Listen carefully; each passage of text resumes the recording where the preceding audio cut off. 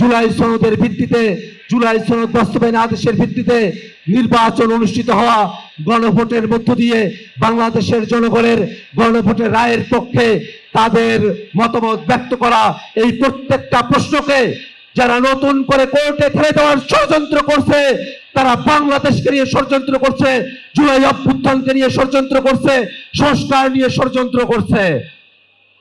যে রাজনৈতিক শক্তি আমাদের কাছে খবর এসেছে আজকে জুলাই সনদের বিপক্ষে, সংস্কারের বিপক্ষে আজকে কোর্টে যে রিট করা হয়েছে, সে রিটের শুনানির সময়টাতে ওই শুনানিগুলোর পক্ষে বিএনপির আইনজীবীরা কোর্টের রুমে তারা উপস্থিত হয়েছিলেন। এতে স্পষ্টতই দেখা যায় বিএনপি একদিকে ডেপুটি স্পিকার খোঁজার জন্য বিরোধী দলকে বলবে, অন্যদিকে তাদের আইনজীবীদেরকে কোর্টে প্রেরণ করবে যাতে করে জুলাই সনদ গৃহীত না হয়, জুলাই সনদ নিয়ে পলিটিক্যাল কোশ্চেনকে জুডিশিয়াল ম্যাটারে রূপান্তরিত করা যায়, যাতে করে বাংলাদেশে জুডিশিয়াল স্টেট করার মতো ষড়যন্ত্র বাস্তবায়িত হয়। তার জন্য বিএনপি কাজ করবে। এমন ধরনের বিচারিতা বাংলাদেশের জনগণ কোনোভাবেই গ্রহণ করবে না।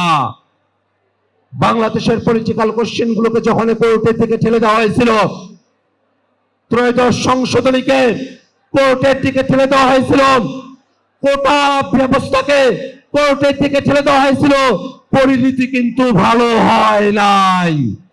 আমরা যারা বাংলাদেশের বিচারালয়ে আছেন তাদের প্রতি শ্রদ্ধা সম্মান রেখে বলতে চাই, অনেকে না বুঝে ষড়যন্ত্রমূলক ভাবে পলিটিক্যাল কোশ্চেন গুলোকে হাইকোর্টে চ্যালেঞ্জ করতে পারে, কিন্তু হাইকোর্টকে তার মেরুদণ্ড সোজা রাখতে হবে।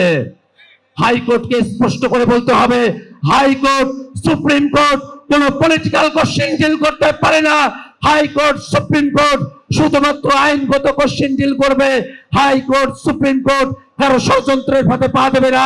হাইকোর্ট সুপ্রিম কোর্ট কোন সরকারি দলের তাবেদার হয়ে কাজ করবে না। অবশ্যই জনগণের রায়ের প্রতি সম্মান দেখিয়ে 24-এর অভ্যুত্থানে জনগণ যে অভিপ্রায় প্রকাশ করেছে, গণভোটের রায়ের মধ্য দিয়ে, হ্যাঁ জয়যুক্ত হওয়ার মধ্য দিয়ে জনগণ যে রায় প্রদান করেছে, তার বিপক্ষে বাংলাদেশের কোন কোর্ট যেতে পারে না।